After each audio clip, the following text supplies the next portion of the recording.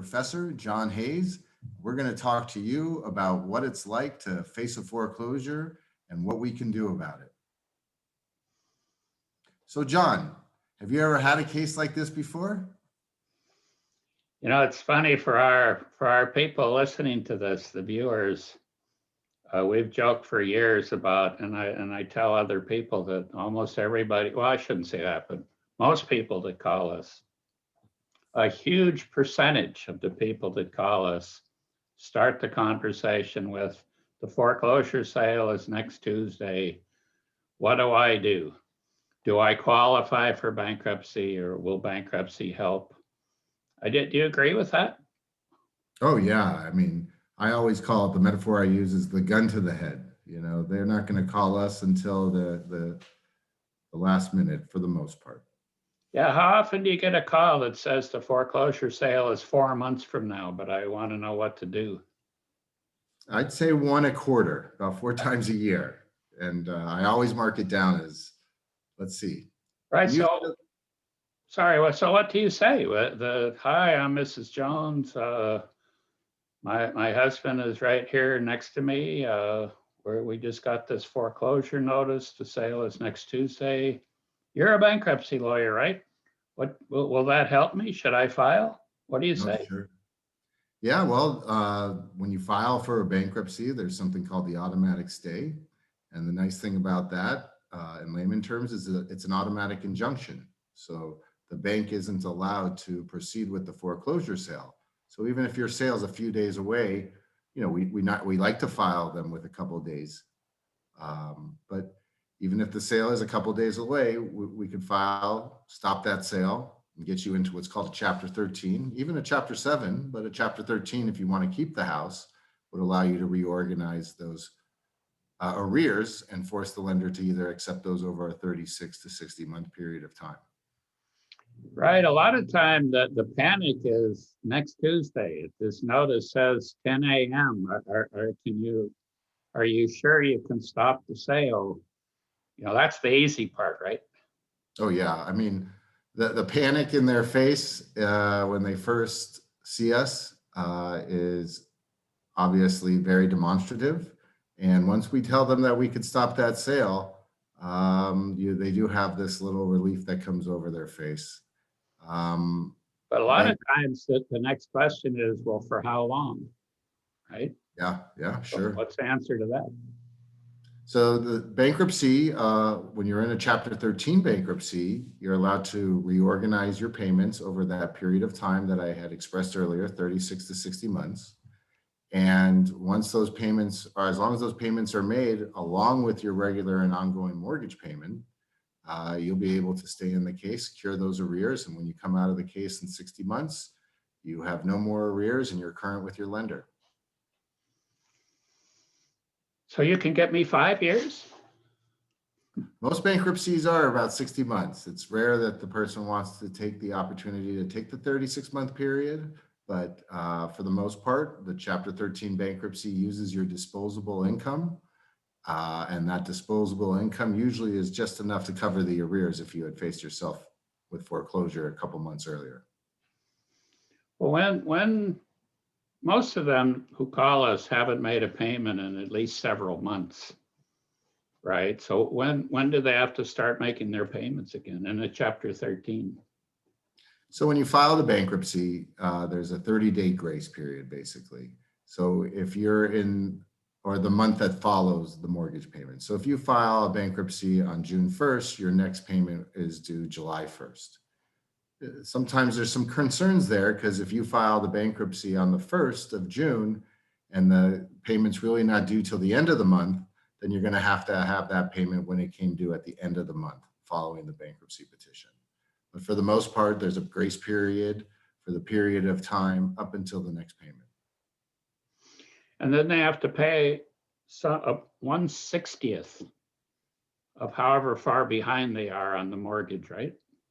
Yeah, the equation is 60 months, but the arrear, that 60-month period, there's also something called trustee fees. So you want to put 5 to 10% additional to that arrearage. But the basic premise is, 60 months, cure those payments. And what what happens if they don't have sufficient income? Well, that is a problem. Fortunately, in these days, there's something called a loan modification. 15 years ago, there were these financial workouts where I'd see a few of the clients get them over the period of their Chapter 13 bankruptcy. But with loan modifications now, the fact that the banks and the services are set up to accept loan modifications, the banks and the bankruptcy courts kind of have a different understanding than they did years before. You could actually attempt to get a loan modification in the bankruptcy. So as long as you're making regular income, there's a really great chance that you can get modified while you're in the bankruptcy.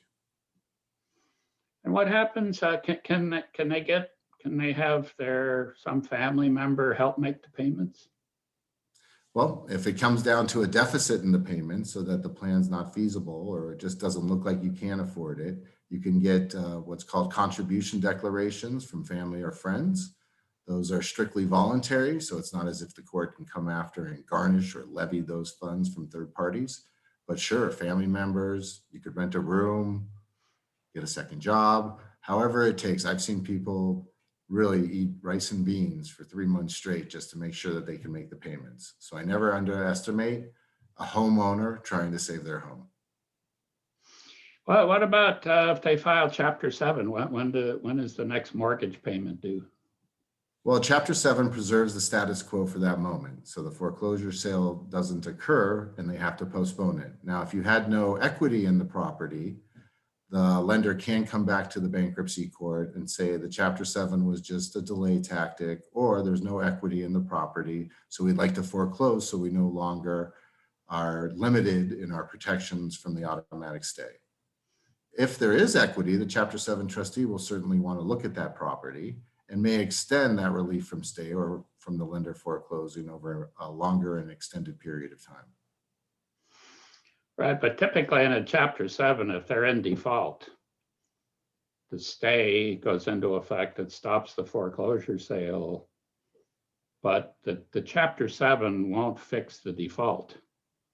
So after a few months, the Chapter 7 will end and they're back to where they started. They're still in default and they're going to have to figure out how to get out of default, or they're going to lose the house in foreclosure. That's why if the goal is to save your house, they file Chapter 13 and for over 60 months. That's why it's always good to talk to a professional, because there is some distinct differences between the Chapter 7 and Chapter 13. And I've had lots of clients, unfortunately, call me after filing the bankruptcy, thought for some reason that they had saved their house in a Chapter 7, only to have someone knock on their door and let them know that they actually had been foreclosed on after the bankruptcy. So there's a way to really preserve that house, and there's a way to, unfortunately, just buy a little bit of time before the inevitable foreclosure. So we didn't say at the beginning that we're bankruptcy specialists. We're in Southern California. Is there any way we can give people watching this video more information? Well, sure. You could email me, Matt, M-A-T-T, at rhmfirm.com. We have a website at www.rhmfirm.com. That's FIRM.com. You can give us a call at 818-285-0100. And we could also give you our new e-booklet called The 7 Rules of Bankruptcy, which is written and edited by the Professor John Hayes as a thank you for contacting us. And we have a summary of Chapter 13 also, which you can buy on Amazon or send us an email, send Matt an email, and he'll send you a free copy of it. So if you like the video, click the like button underneath the video. If we're going to try to do one of these every week now, so click the subscribe button if you'd like to get our future programs. And there's a section below the video for comments. Either Matt or I will be happy to respond to any comments. We're in Southern California. There isn't much we can do to help people who are outside of the state of California. But we're here, we're happy to hear from you. So give us a call. Thanks for listening.